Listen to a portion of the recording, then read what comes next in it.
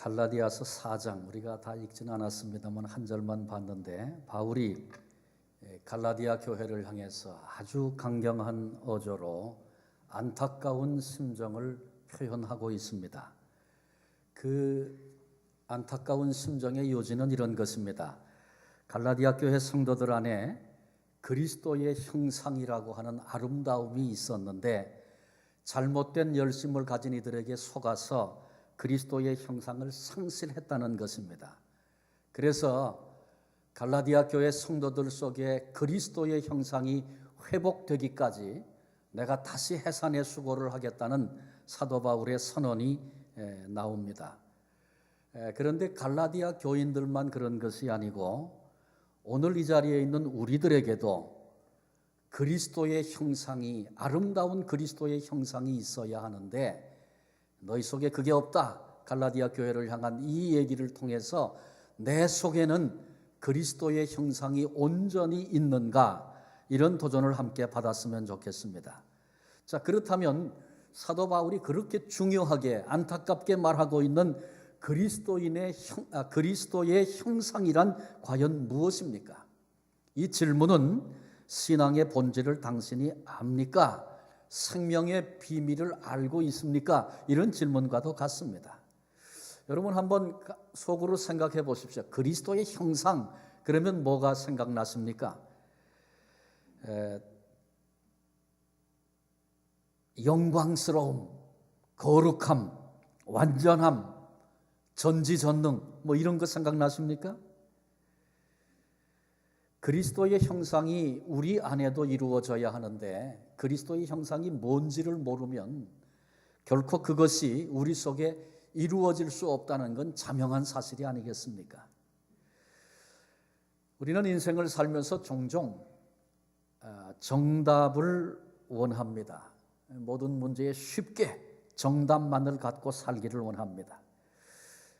하나님 믿으면 모든 문제가 다 사라지는 그런 은혜 우리가 구합니다. 무슨 얘기냐 하면 하나님 전능하신 분이고 그분이 생명을 주기까지 나를 사랑하시니까 다 끝났어요. 더 이상 다른 게 뭐 필요합니까? 이렇게 생각하는 거죠. 그런데 실제로 믿음을 가지면 문제가 다 사라집니까? 아니에요. 여전히 그 문제가 우리에게 있는 것을 압니다. 그래서 아주 성급한 사람은 이렇게 말합니다. 믿어보니 별 볼 일 없다.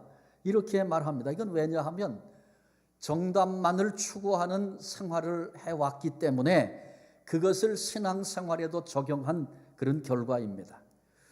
인생의 문제에 있어서 정답이 있습니까? 물론 정답이 있기는 있습니다. 예수 그리스도입니다.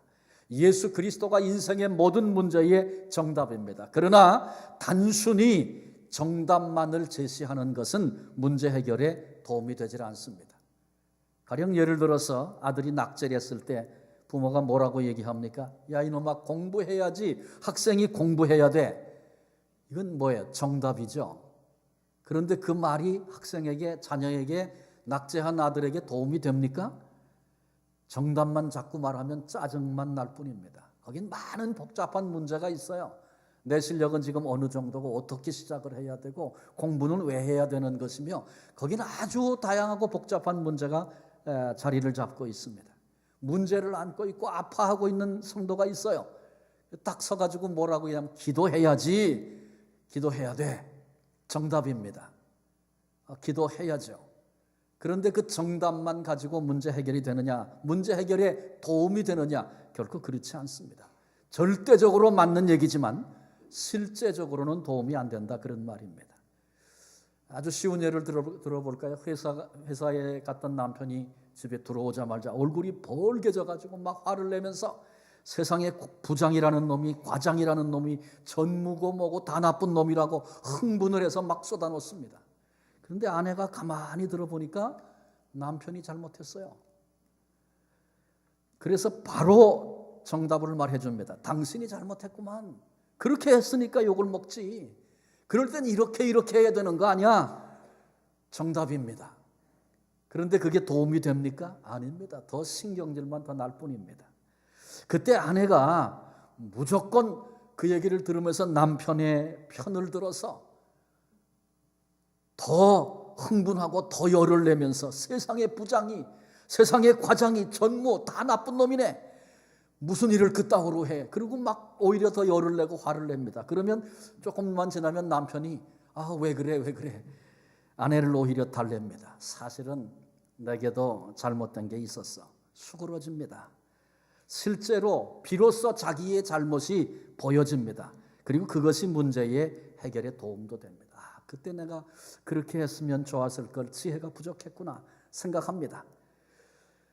여러분, 도움이 안 되는 정답도 있고요, 도움이 되는 틀린 답도 있습니다. 그런데 틀린 답이 우리를 유익하게 할 때가 많이 있어요. 인생의 정답인 예수 그리스도 너무 쉽게 던지지 말라는 것입니다. 우리 주님께서 보물을 개에게, 진주를 돼지에게 던지지 말라 말씀하셨습니다.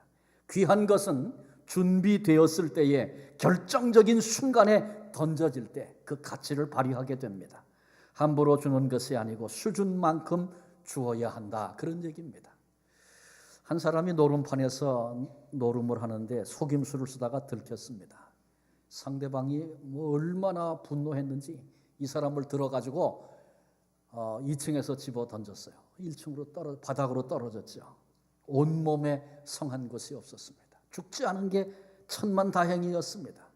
이 사람이 쩔뚝거리면서 평상시 자기의 조언해주던 스승을 찾아가서 상담을 했습니다. 선생님, 내가 노름 안 하려고 수없이 결단했는데 그게 안 됐습니다. 그러다가 결국 이 지경까지 왔습니다. 내가 어떻게 하면 좋겠습니까? 묵묵히 그 얘기를 듣던 스승이 이렇게 말합니다. 자네 다음에 노름할 기회가 생기면 반드시 1층에서 해야 된다네. 이 얘기를 듣던 다른 제자들이 흥분을 했습니다. 선생님, 무슨 말씀입니까?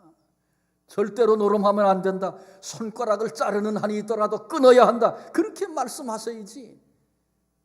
노름하려면 1층에서 해라. 그게 무슨 말씀입니까?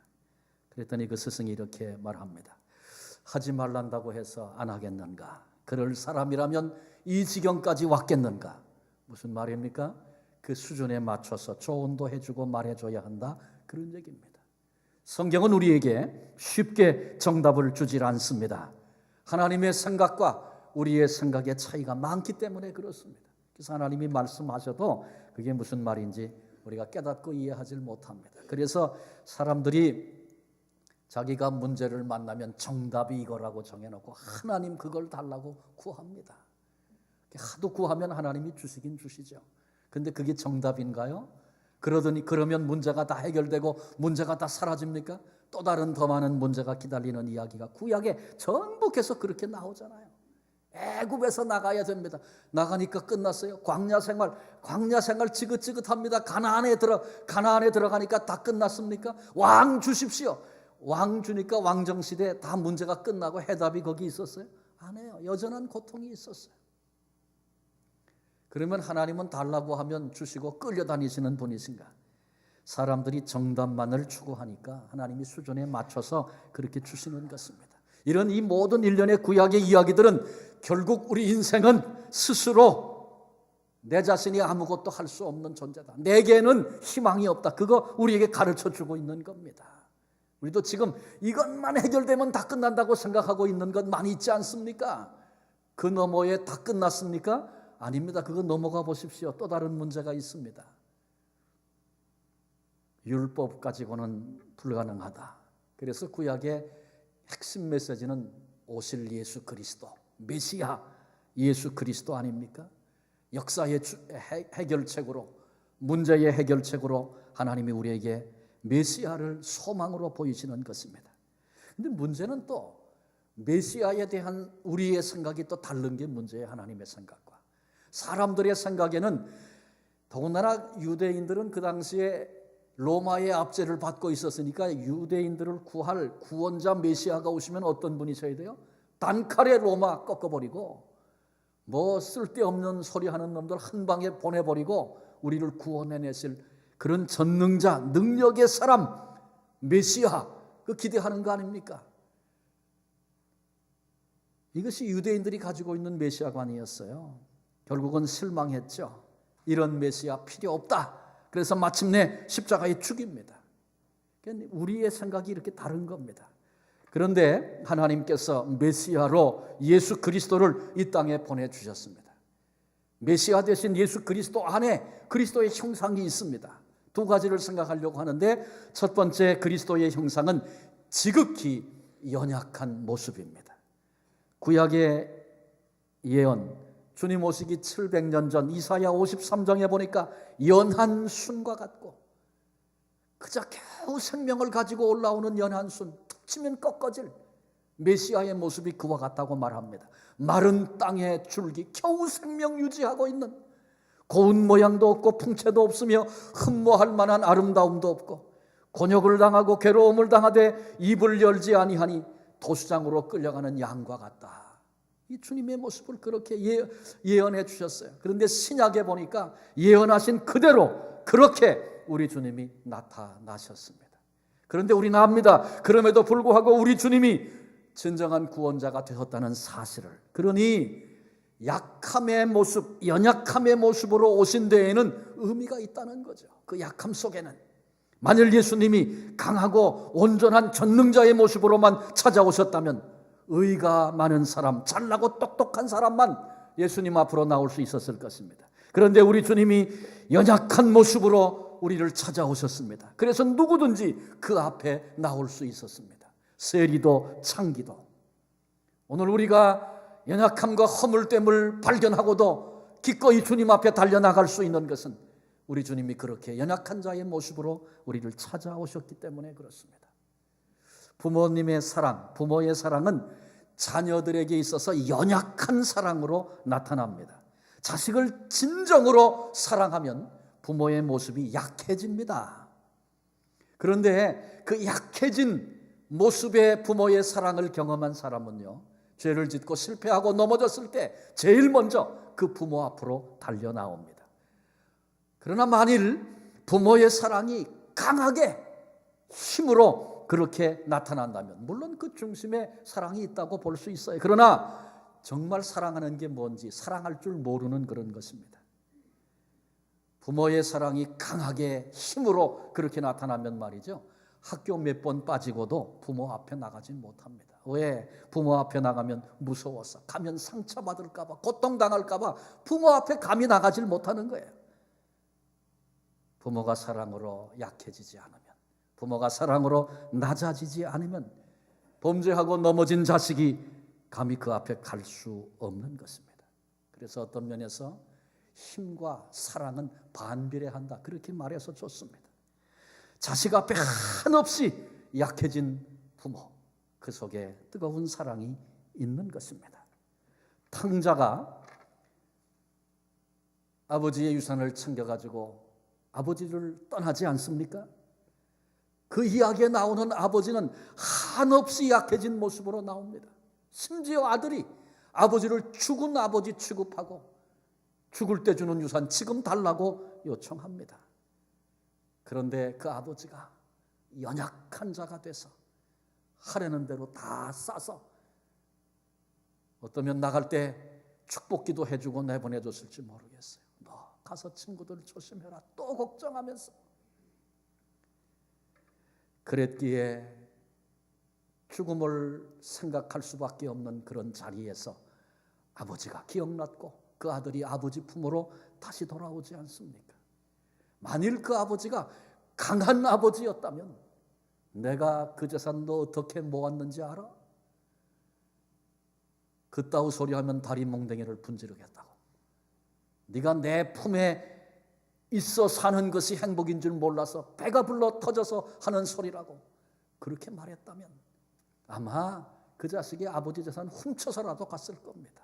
그리고 죽음이 아니라 어떤 비극적인 자리를 만나서도 다시는 아버지 품으로 돌아오지 않았을 것입니다. 예수님께서 이 땅에 우리를 찾아오신 성탄절을 향해 우리가 나가고 있습니다. 우리 주님은 전능자의 모습으로 오지 않으셨습니다. 지극히 연약한 모습으로 우리를 찾아오셨습니다.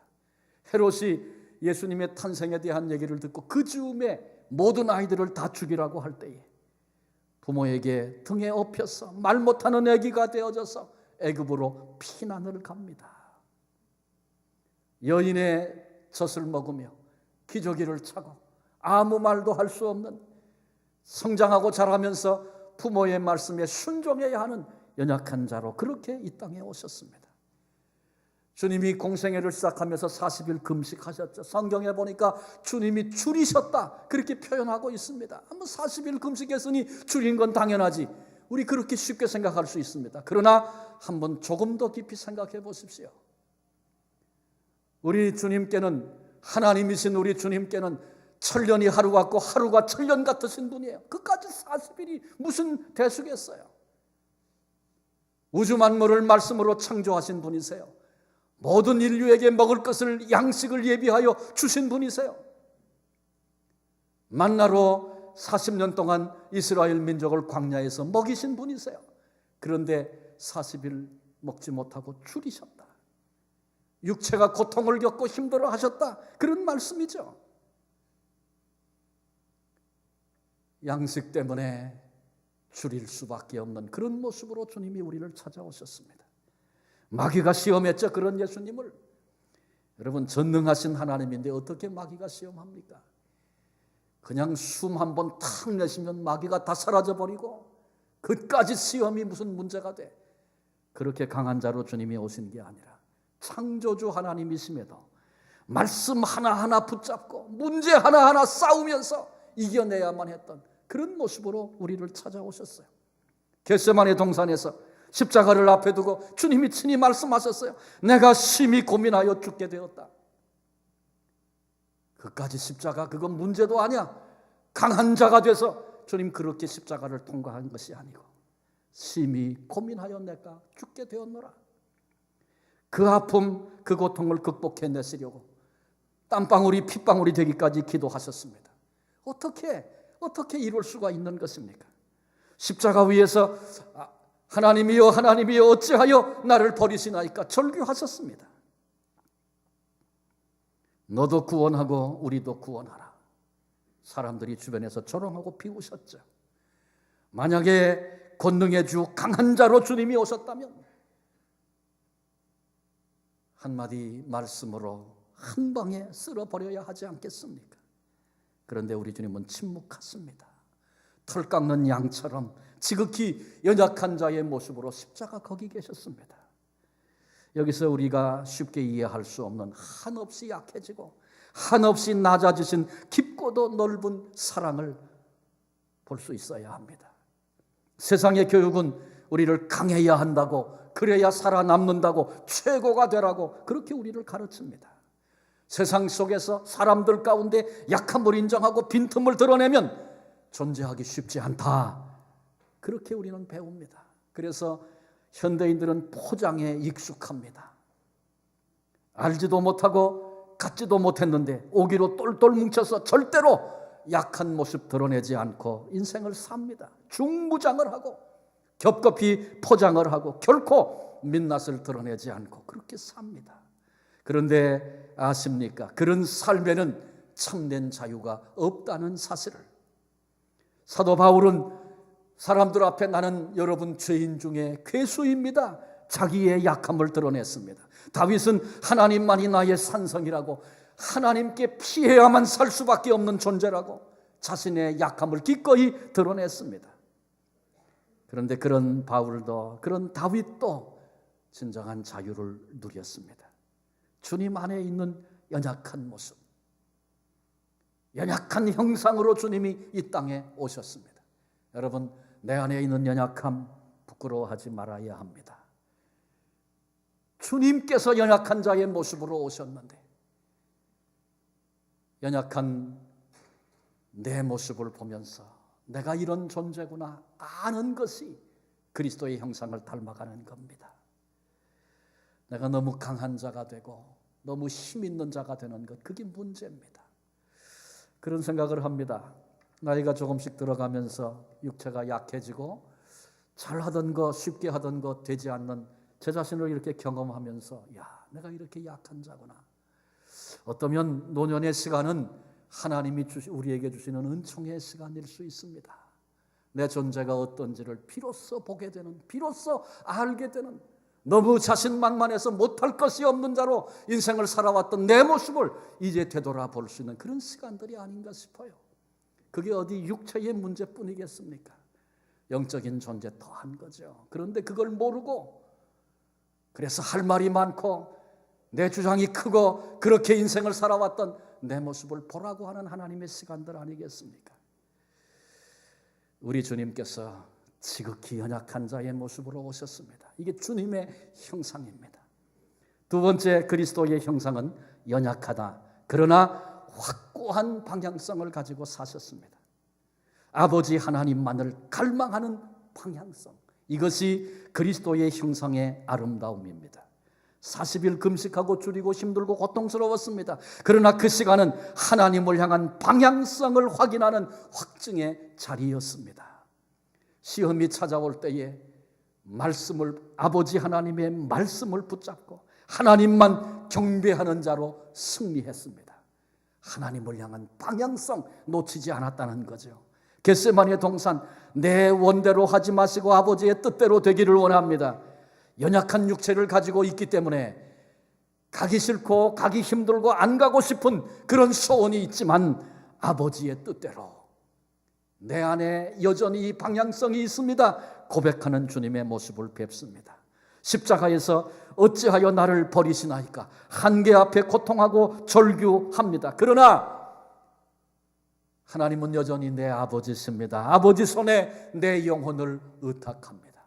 한도 끝도 없는 고통의 자리에서 여전히 하나님만을 향하고 있는 주님의 모습을 십자가 위에서 만나게 됩니다. 그 모든 연약함 중에서 여전히 방향성을 확인하고 확증하고 계신 주님, 하나님만을 향한 갈망, 흔들림이 없는 방향성, 이것이 그리스도의 두 번째 형상입니다. 토요일 밤이었습니다. 한 젊은이가 술이 취해서 자기 집으로 들어가다가 집 옆에 있는 예배당 담임 목사실에 불이 켜 있는 걸 보고서 들어갔습니다. 그리고 소파에 털썩 눕듯이 주저앉았습니다. 이 젊은이는 얼마 전에 세례를 받은 젊은이입니다. 이 젊은이가 얘기를 합니다. 목사님, 제가 예수 믿으면서 회사에서 회식할 때 가지 않으려고 애를 썼는데 오늘 그냥 붙잡혀 갔습니다. 상황이 그래서 갈 수밖에 없었습니다. 회식 가서 1차, 2차, 3차 안 갈 때까지 다 가고 잔뜩 취해서 제가 이렇게 왔습니다. 오늘까지 예수 믿은 거, 세례 믿은 거, 세례 받은 거 다 가짜입니다. 이 얘기를 듣던 목사님이 이 젊은이에게 다시 반문을 했습니다. 자네 직장 동료 가운데 오늘 이 시간이 이 밤이 자네처럼 그렇게 괴로운 사람이 또 있겠는가? 이 젊은이가 생각해 보더니 그럴 사람 아마 없을 겁니다. 아니 그렇다면 자네도 오늘 이 밤에 참 잘 즐겼다 그렇게 생각하고 들어가 자면 되지 왜 이 밤이 이렇게 괴로운가? 만일 자네가 오늘 이 밤에 하나도 괴롭지 않고 잘 즐겼다 그렇게 느끼면서 들어가 쿨쿨 잠을 잘 수 있었다면 자네 말대로 오늘까지 믿은 것 전부 가짜일세. 그런데 자네에게 이 밤이 이토록 괴로운 것은 비록 연약함이 자네 속에 있지만 여전한 방향성이 있기 때문에 이 밤이 괴로운 것이 아닌가. 내재해 계시는 성령님의 탄식 소리를 들으면서 이런 유혹과 어려움이 찾아올 때마다 성령님 약한 나를 도와주십시오. 성령님을 의지하고 한번 이겨보지 않겠나. 목사님이 그렇게 조언해 주셨다는 거죠. 오늘 함께 읽었던 시편 84편은 순례자의 노래입니다. 시편 기자가 멀리 이방 땅에 살다가 성전을 그렇게 몸이 쇠약해지기까지 사모하고 기다리며 목매어 기다리다가 성전에 와서 보니 참새가 처마 밑에 자기 집을 짓고 제비도 둥우리를 틀어 거기서 새끼를 기르는 모습을 보면서 너무너무 그게 부러웠습니다. 너희는 내 아버지 성전에서 매일매일을 이렇게 사는구나. 그러다가 시간이 다 지나서 이제는 돌아가야 할 타임이 됐습니다. 안타까운 마음, 아쉬운 마음으로 발걸음을 옮깁니다. 그런데 그 순간에 은혜의 빛이 이 순례자에게 임했습니다. 그리고 깨닫습니다. 성전 안에서 성전 곁에서 실제로 사는 것보다 비록 성전에서 떨어진 이방 땅에 산다 할지라도 성전을 향한 목마름을 가지고 내 마음의 성전을 향한 시온의 대로를 가지고 그렇게 사는 것, 그것이 복된 것이구나. 성전 곁에 사느니 오히려 성전의 복을 모르고 아름다움을 잊어버리고 복된 줄도 모르고 오히려 시온을 이용해서 장사할 생각이나 가지고 만일 그렇게 산다면 결코 그 삶은 복된 삶이 아니다. 시편 기자가 깨달은 사실입니다. 그러니 비록 성전 곁에 살지 못해도 마음은 항상 성전을 향해 시온을 향해 목말라 하며 시온의 대로를 가지고 방향성을 가지고 그렇게 인생을 사는 사람, 그 사람이 정녕 복된 사람입니다. 오늘 우리는 그리스도의 형상에 대해서 두 가지를 살폈습니다. 그리스도는 심히 지극히 연약한 모습의 형상을 가지신 분이셨고, 그러나 그럼에도 어떤 자리에서도 아버지를 향한 방향성을 다시 확인하고 사셨던 그 모습을 가지신 분이셨음을 확인했습니다. 우리 주님이 이 땅에 구체적으로 그 형상을 나타내신 사건이 성탄의 사건이죠.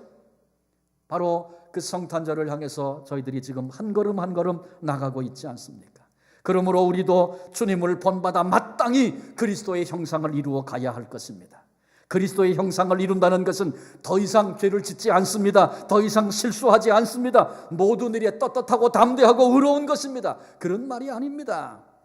오히려 주님이 연약한 자의 모습으로 오셨듯이 내 안에 있는 연약함, 지극히 연약한 존재인 나 자신을 볼 수 있어야 합니다.